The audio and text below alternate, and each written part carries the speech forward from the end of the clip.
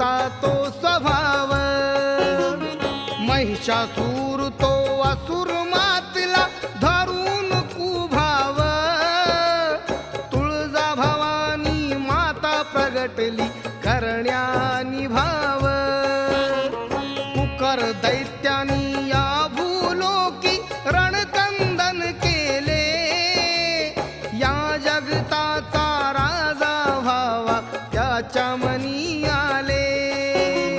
शिवशंभूचे